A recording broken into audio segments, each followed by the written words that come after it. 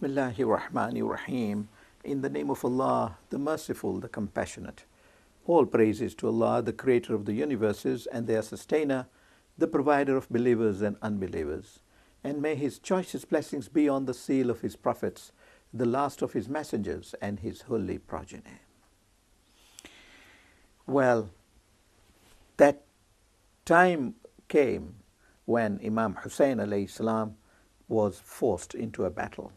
But as I've just said at the end of our last discussions, he sought one night for prayer. But a couple of developments took place in that night. The first that I wish to mention about is that when Ubaidullah ibn Ziyad in Kufa, sitting with Shimr, was issuing orders that Imam Hussein alayhi salam should be fought and should be killed, there was, according to one hadith, sitting with him Abdullah, the nephew of al-Baneen, the mother of Hazrat Abbas alayhi salam. And he said, according to another version, it is Shimr who said to Ubaidullah, Shimr saying that al-Baneen is my sister because they belong to the same tribe. They were not sister by blood relationship, but because they were of the same tribe. Either of them said to Ubaidullah ibn Ziyad that these are my nephews, Abbas, Abdullah, Ja'far and Uthman, the four brothers who were in Karbala. All therefore the sons of Imam Ali alayhi salam. And so they should not be killed, because if they are with Hussein alayhi salam, we request be spared. And Ubaidullah ibn Ziyad immediately ordered that they be spared.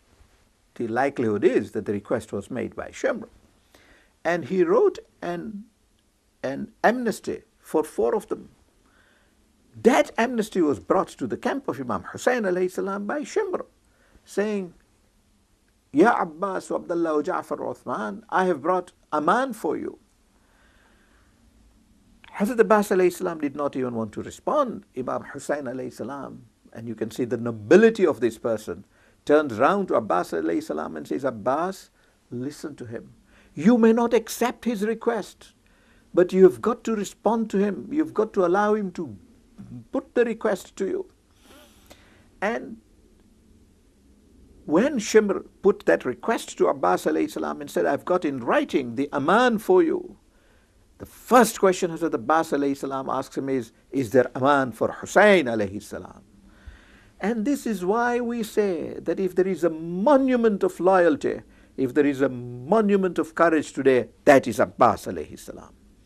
The first question he asks is there aman for Hussein alayhi salam? And when Shimr said no, he said, Uffin laka, woe to you, O Shimr, amana li, wala amana li ibn Rasulillah. There is amnesty for me and not for the grandson of the Holy Prophet, who I ask therefore knew Hussein alayhi salam is the grandson of the Holy Prophet. Indeed, who knew the Holy Prophet, peace be upon him and his progeny, if this is how Umar ibn Sa'd and Shimr and Ubaidullah and Yazid were behaving, and yet called themselves Muslims. However, he rejected that aman, saying, no, we do not accept aman if there is no aman for Hussein alayhi salam. You can see that level of loyalty shown now when the battle technically had already started, because Umar had already moved in. It is Abbas alayhi salam who stopped him from approaching the camp of Hussein alayhi salam and sought one night for prayer. But that night, before Imam Hussein alayhi salam gets down to his prayers, he accumulated all his companions. He accumulated his companions and turned round to them and said, these people are only thirsty of my blood.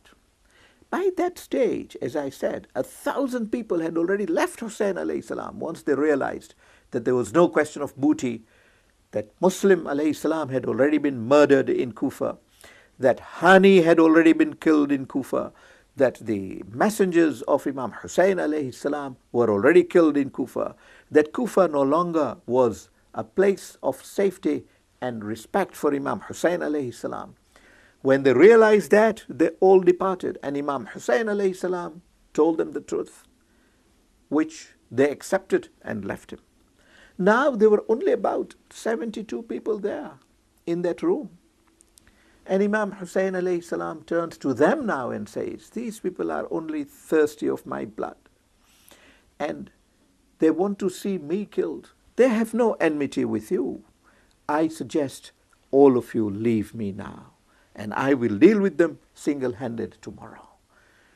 Where is the question of a battle? Where is the question of a fight with Yazid for Khilafah or for any other reason at all?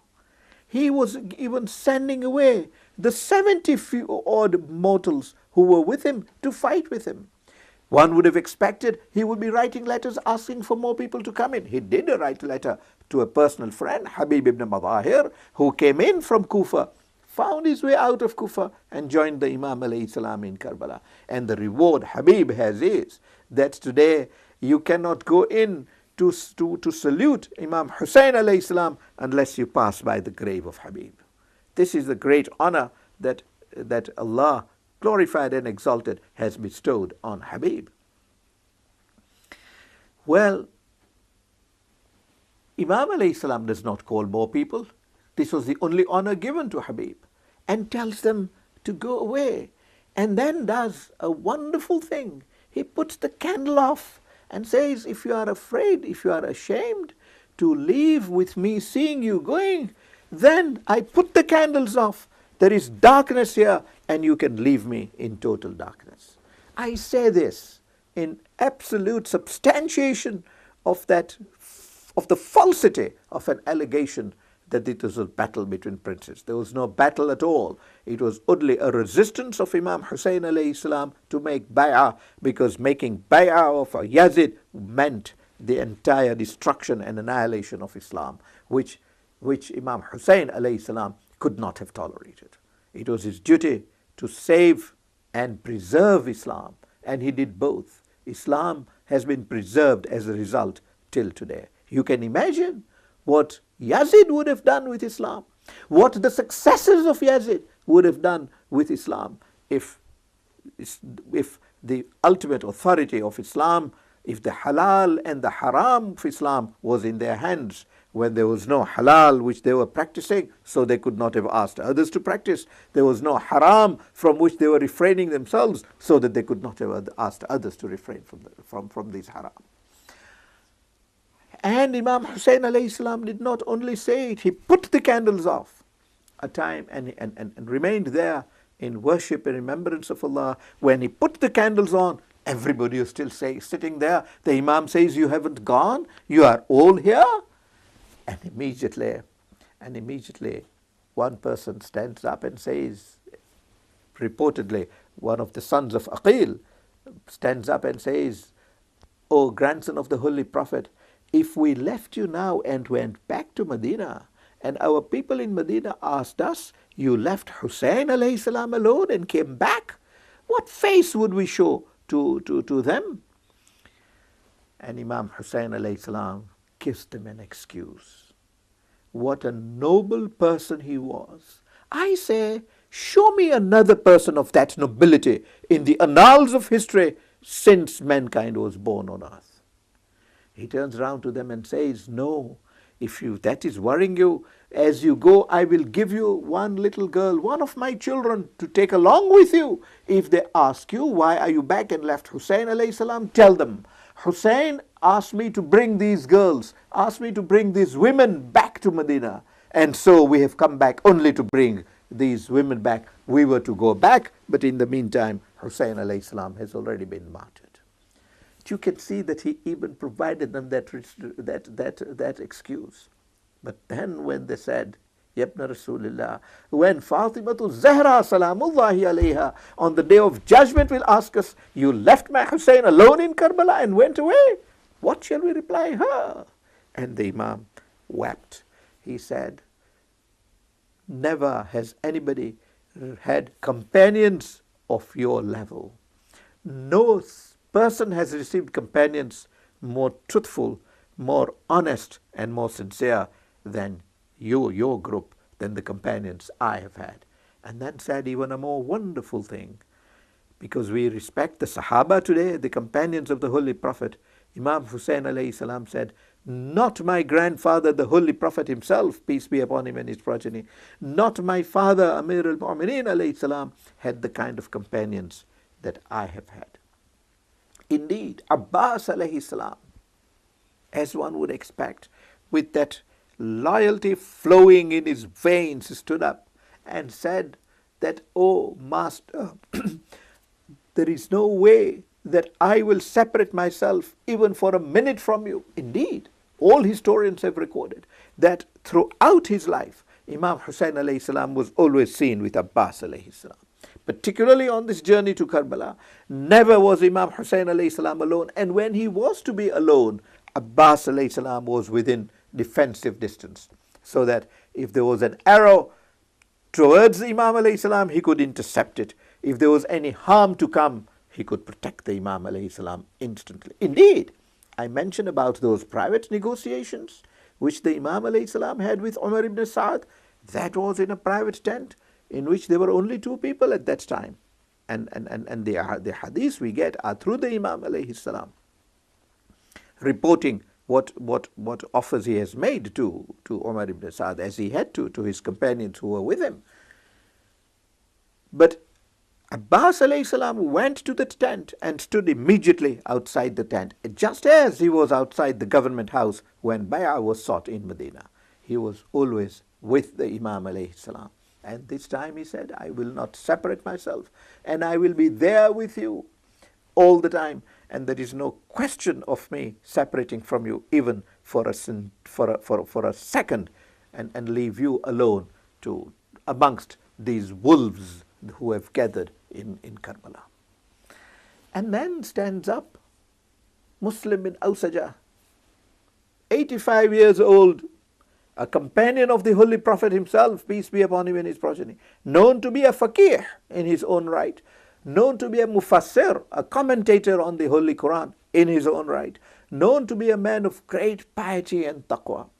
Indeed, a person who lived with the Holy Prophet, peace be upon him and his progeny, lived with Imam Ali alayhi salam and fought in battles with them. He stands up and says, "Hussein, there is no question of you asking us to leave you. I am not going to leave you. In fact, my prayer to Allah is that if I am going to be killed and then He revives me and you are still alive, I would be wishing to be killed for you again. And indeed, if this happened 70 times, I would die for you 70 times." And the moment he sits, Zuhair ibn Qayn stands up and says, "Ya Hussein, just as Muslim ibn Awsajah has said, I echo those words. We will not leave you. And if Allah so ordains that I am killed 1,000 times and revived 1,000 times, I will still die for you." Now, these are people who knew Hussein intimately, alayhi salam. They knew him intimately. A person, historically, is judged and valued by his contemporaries. He is not judged and valued by historians centuries later. This is what the contemporaries of Hussein alayhi salam said of him. You can see to what extent they saw truth, dignity, and haqq, righteousness, with Hussein alayhi salam, that they were prepared to die for him in this way. The example of Zuhair that I cited was particularly pertinent, because Zuhair alayhi salam did not join the Imam alayhi salam from Medina or from Makkah. Indeed, he completed his Hajj. Having completed his Hajj, he set out on the path. He was a Kufian going back to Kufa. He set out on that path so that he follows the steps of Hussein alayhi salam purely out of curiosity.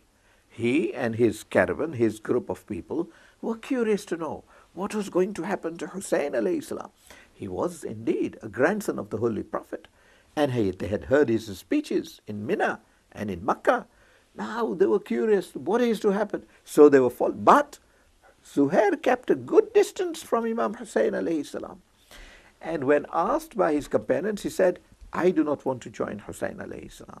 This is not my wish to be martyred with him or even to win a war with him. I do not want to. Bay'ah has been sought from him. He will sort it out. I do not want to be a party to this. So I am keeping my distance. But as Allah would will, a stage was reached when he camped opposite Hussein alayhi salam.